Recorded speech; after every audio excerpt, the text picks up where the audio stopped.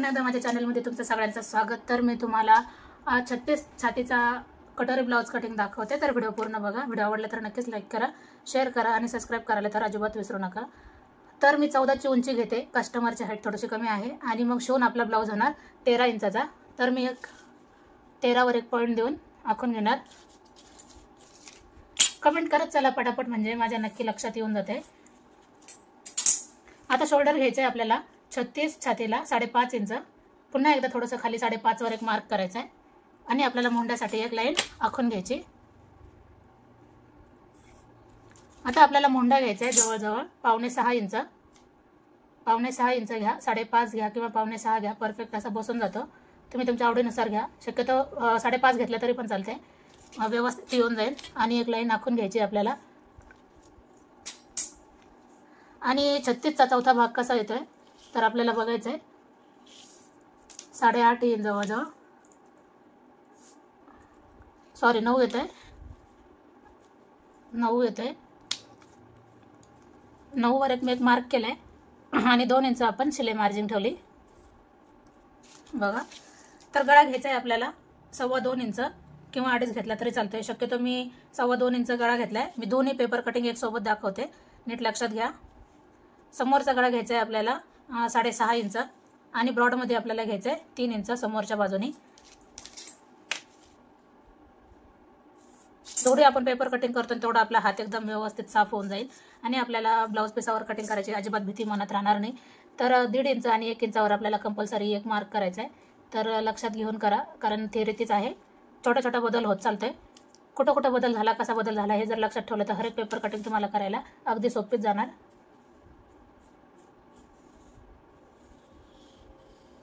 Video जरी थोडाफार मोठा झाला तर ते तुमच्यासाठीच फायदेशीर आहे।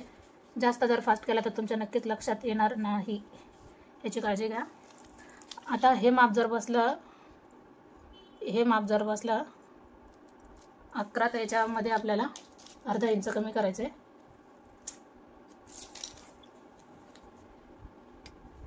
कमरेचं माप जेवढं बसलंय, आपल्या छातीचं माप जेवढं बसलंय त्याच्यामध्ये आपल्याला अर्धा इंच कमी करायचं आहे। तर आपण अर्धा इंच, इथं आपण अर्धा इंच कमी केलंय आणि आपल्याला एक लाईन आखून घ्यायची। आता आपल्याला क्रॉस पट्टीसाठी 2.5 इंच ठेवायचं आहे इकडच्या बाजूने। ह्या बाजूने आपल्याला 2.5 इंच ठेवायचं आहे आणि समोरच्या बाजूने आपल्याला 2 इंच ठेवायचं आहे, अशा पद्धतीने। आता आपल्याला याच्यामध्ये कटोरी कशी काढायची, तर 36 छाती आहे तर मी 5चीच घेणार, जास्त चेस्टमध्ये नाही आहे तर थोडंसं 5 घेते। जर जास्त 36 मध्ये जर आपलं छाती व्यवस्थित जर असेल तर तुम्ही 5.5 घेतले तरी पण चालते, कारण ह्या कस्टमरचा छातीमध्ये कमी आहे आणि पाठीचा भाग हा जास्त रुंदावून असल्यामुळे मी थोडंसं कमी घेतले। तर तुम्ही तुमच्या कस्टमरच्या अंदाजानुसार कटिंग करू शकतात। वरती मी 1 इंचावर घेतले, 1 इंचावर वरती मी आकार दिलाय। आता ही लाईन मी सरळ आखून घेणार आणि नॉर्मल याच्यामध्ये आपल्याला क्रॉस करायचं आहे। क्रॉस केल्याच्या नंतर आपल्याला थोडासा गोल असा आकार द्यायचा आहे, नॉर्मल द्यायचा आहे गोल, काहीच अवघड नाही। जेवढं पेपर कटिंग करताना तेवढं तुमच्यासाठी सोपं जाऊ शकतं। तर अशा पद्धतीने कटिंग झाली, सॉरी जे माप आहे ते आपलं काढून झाले। आता याच्यामध्ये आपल्याला 2 इंच थोडंसं मागं, 1.5 इंच मागं गेलं तरी पण चालते आणि 1.5 इंचानुसार आपल्याला एक अर्धा इंचावर एक असं टोक काढायचं आहे आणि त्याच्यानंतर आपल्याला कटिंग बघा कशी होती।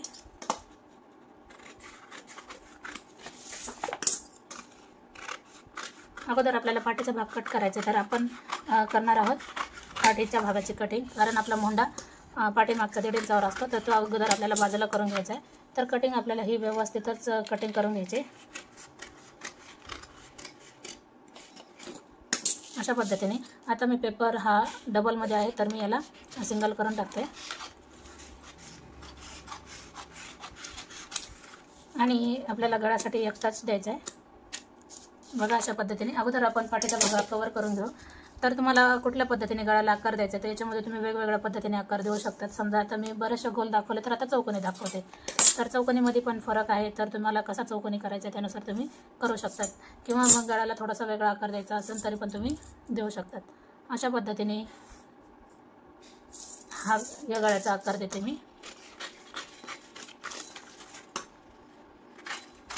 बघा अशा पद्धतीने मी गळ्याला आकार दिलाय. तर हा डबल फोल्डमध्ये असतं तर नक्कीच तुमच्या लक्षात आलं असतं गळ्याला आकार हा किती व्यवस्थित आलाय. आता आपण करणार आहोत समोरच्या बाजूची पेपर कटिंग. तर आपल्याला क्रॉस पट्टी बाजूला काढायची. हर एक व्हिडिओमध्ये सांगते आपल्याला क्रॉस पट्टीमध्ये बाजूला काढल्याच्या नंतर कपड्यावर आपल्याला क्रॉस पट्टी ही वाढून घ्यायची असते.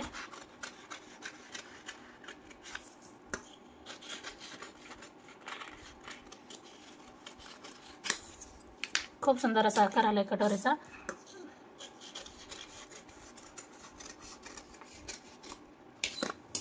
अशा पद्धतीने बघा आपल्या कटोरीची कटिंग झाली. 5.5ची कटोरी घ्या तुम्ही तरी पण चालते, किंवा असं जरी आपण मोजलं आपल्याला अंतर तर 2.5 इंचाचा कंपल्सरी हा ठेवावाच लागतो.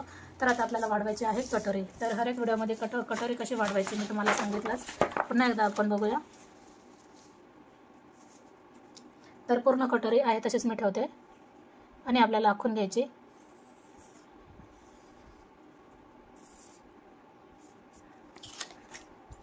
आता कटोरीमध्ये बदल एकदम सिंपल पद्धतीने आहे. अगोदर तुम्ही याचं मध्यंतर काढून घ्या. याचं मध्यंतर काढल्याच्या नंतर आपल्याला एक लाईन आखून घ्यायची आणि याच्यानंतर आपल्याला 1.5 इंच थोडंसं बाहेर काढायचं आहे. 1.5 इंच काढा बाहेर. दोन्ही बाजूने 1.5 इंच बाहेर काढायचं आहे. बघा मी 1.5 इंच बाहेर काढले आणि जवळजवळ अर्धा ते पाऊण इंच खाली उतरायचं आहे. तर मी खाली जवळजवळ पाऊण इंचच उतरले. आता आपल्याला ह्या पॉईंटपासून ह्या पॉईंटपर्यंत आपल्याला आखून घ्यायचं आहे. खूप सुंदर असा हा 36 छातीची कटोरी आली. आणि आपल्याला नंतर अर्धा इंच बाहेर जाऊन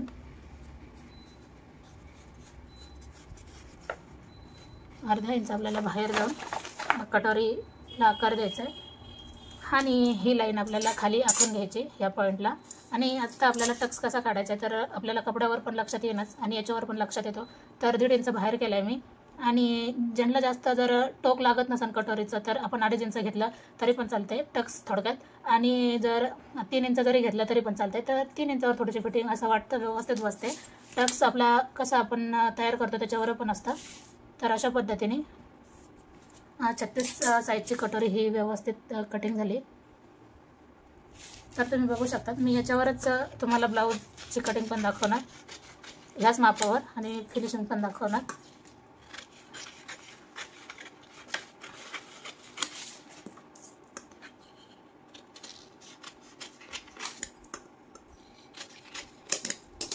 तर बघा अशा पद्धतीने याची कटोरी झाली. तर पुन्हा एकदा सांगते, ज्यावेळेस आपण ब्लाऊज शिवतो त्यावेळेला एकदम परफेक्ट बसून जातं. 36 साईजचं कटोरी ब्लाऊज आहे. व्हिडिओ आवडला तर नक्कीच लाईक करायचा, शेअर करायचा आणि सबस्क्राईब करायला अजिबात विसरू नका. माझं जर चॅनलला सबस्क्राईब नसेल केलं तर नक्कीच जाऊन सबस्क्राईब करा, म्हणजे येणारं हर एक नोटिफिकेशन तुमच्यापर्यंत पोहोचेल. तर धन्यवाद.